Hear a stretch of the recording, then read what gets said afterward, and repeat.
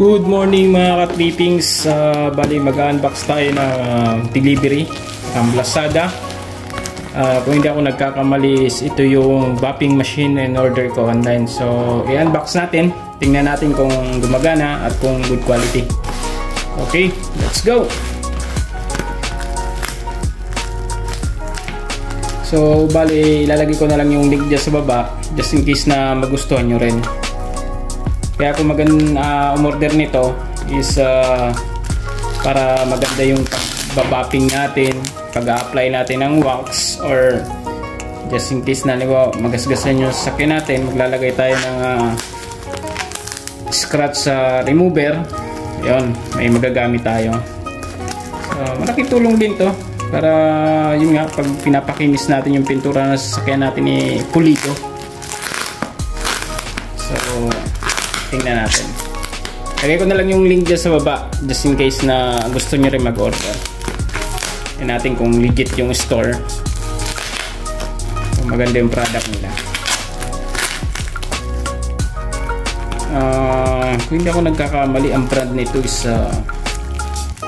DeWalt yata yung brand nito. DeWalt.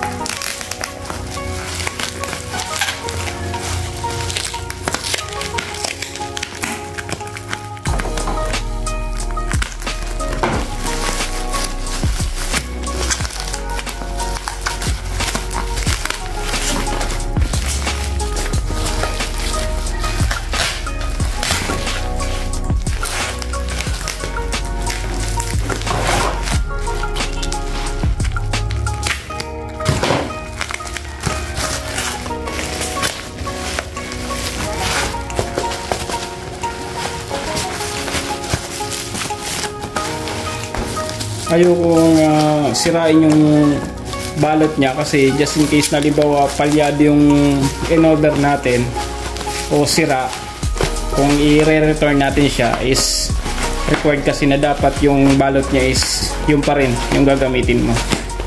So at least meron tayong may babalik natin siya. Yan. So ito siya. Okay.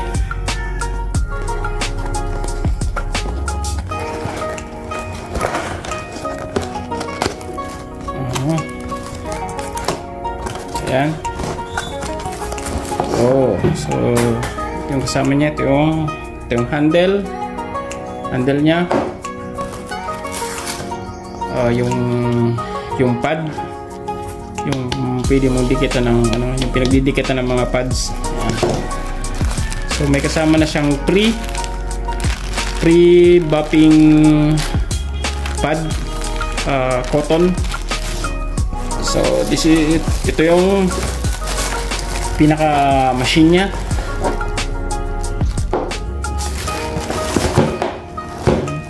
Ayan, ito yung pinaka machine. And then meron pa dito sa loob.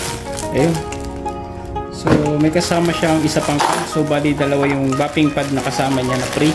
Dalawa. Ayan, dalawang bapping pad.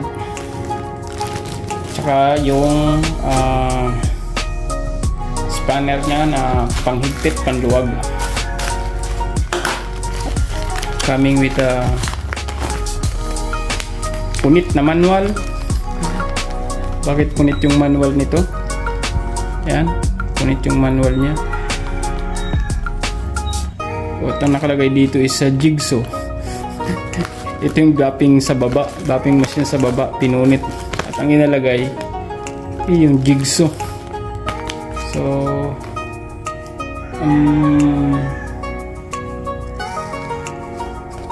ayan. So tingin ko is China yata ito. China nga ito. China made. So ito yung pinaka machine. Ayan.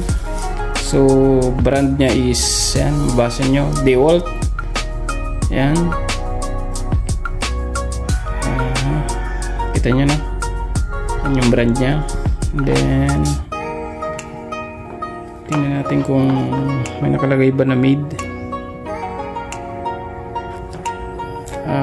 Latang ano, China made siya, wala siya nakalagay kung saan made. Ayan. Okay,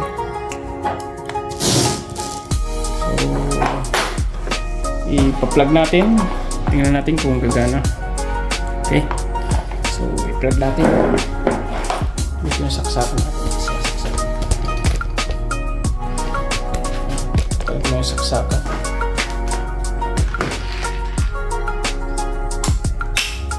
Yan.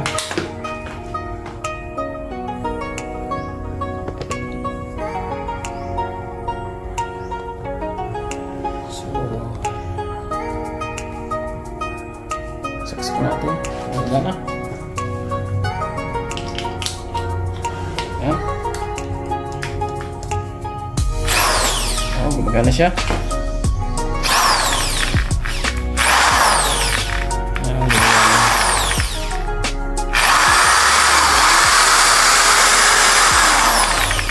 Ikot siya. So ilagay natin yung tawag dun, yung dikitan ng pad. Ilagay natin.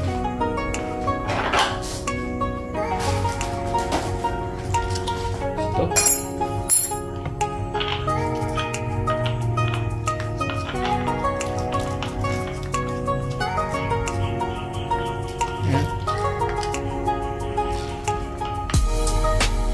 Kapag higpit niya is ito, kung nakikita nyo, dito nyo lalagay yan. Ayan.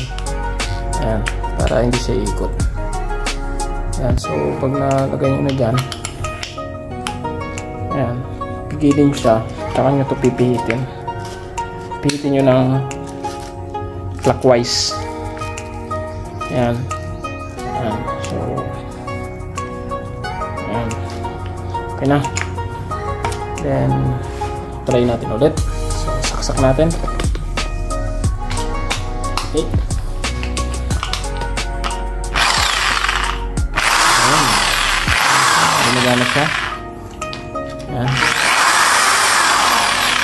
Ano nakikita nyo? Lumipot siya.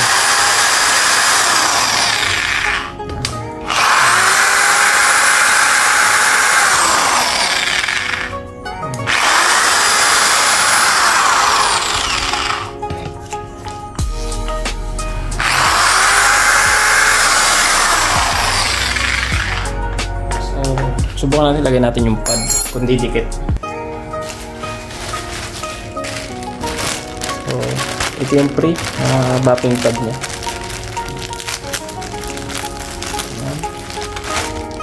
Okay, dikit natin. So dito siya natin didikit. Ayan. Okay, ayos, dikit ng dikit.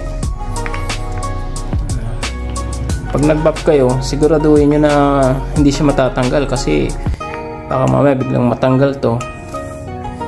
Ngayon, natatama dun sa pinaka paint is ito ng pandikit. Huwag, kaya sure nyo.